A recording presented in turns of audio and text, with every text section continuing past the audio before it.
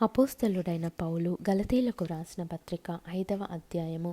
ఈ స్వాతంత్రము అనుగ్రహించి క్రీస్తు మనలను స్వతంత్రులనుగా చేసియున్నాడు. కాబట్టి మీరు స్థిరముగా నిలిచి మరలా దాస్యమను కాడి క్రింద చిక్కుకొనకుడి. చూడుడి, మీరు సున్నతి పొందిన ఎడల క్రీస్తు వలన మీకు ప్రయోజనమేమీ కలుగదని పౌలను నేను మీతో చెప్పుచున్నాను.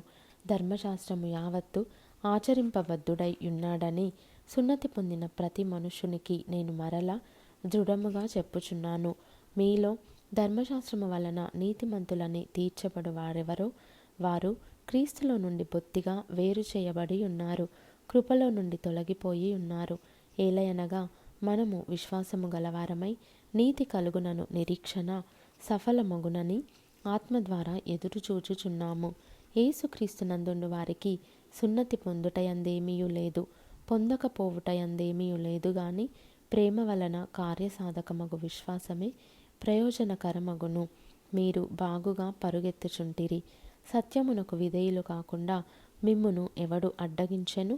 ఈ ప్రేరేపణ మిమ్మును పిలుచుచున్న వాని వలన కలుగలేదు. పులిసిన పిండి కొంచెమైనను ముద్ద అంతయు పులియచేయును. మీరెంత మాత్రమును వేరుగా ఆలోచింపరని ప్రభువునందు మిమ్మును గూర్చి నేను రూఢిగా నమ్ముకొనుచున్నాను. మిమ్మును కలవరపెట్టుచున్నవాడు ఎవడైనను వాడు తగిన శిక్షను భరించును. సహోదరులారా, సున్నతి పొందవలెనని నేనింకను ప్రకటించుచున్న ఎడల ఇప్పటికిని హింసింపబడనేలా ఆ పక్షమున శిలువ విషయమైన అభ్యంతరము తీసివేయబడును గదా. మిమ్మును కలవరపెట్టువారు తమ్మును తాము ఛేదించుకొనుట మేలు. సహోదరులారా, మీరు స్వతంత్రులుగా ఉండుటకు పిలువబడితిరి. అయితే ఒక మాట, ఆ స్వాతంత్రమును శారీర క్రియలకు హేతువు చేసుకొనక ప్రేమ కలిగిన వారై ఒకనికొకడు దాసులయుండుడి. ధర్మశాస్త్రమంతయు నిన్ను వలె నీ పొరుగువానిని ప్రేమించుము అను ఒక్క మాటలో సంపూర్ణమై ఉన్నది. అయితే మీరు ఒకనినొకడు కరచుకొని భక్షించిన ఎడల మీరు ఒకని వలన ఒకడు బొత్తిగా నశించిపోదురేమో చూచుకొనుడి. నేను చెప్పున్నదేమనగా ఆత్మానుసారముగా నడుచుకొనుడి, అప్పుడు మీరు శరీరేచ్ఛను నెరవేర్చరు. శరీరము ఆత్మకును, ఆత్మ శరీరమునకును విరోధముగా అపేక్షించును. ఇవి ఒకదానికొకటి వ్యతిరేకముగా ఉన్నవి గనుక మీరేవి చేయ నిశ్చయింతురో వాటిని చేయకుందురు. మీరు ఆత్మచేత నడిపింపబడిన ఎడల ధర్మశాస్త్రమునకు లోనైన వారు కారు. శరీర కార్యములు స్పష్టమైయున్నవి.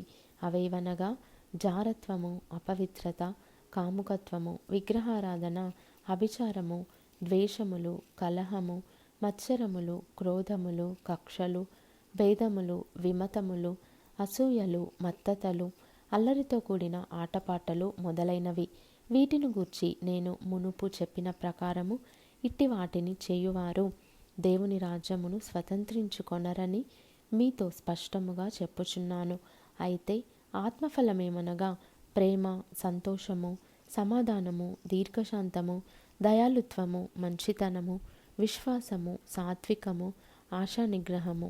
ఇట్టి వాటికి విరోధమైన నియమమేదియూ లేదు. క్రీస్తు యేసు సంబంధులు శరీరమును దాని ఇచ్చలతోనూ దురాశలతోనూ సిలువ వేసి ఉన్నారు.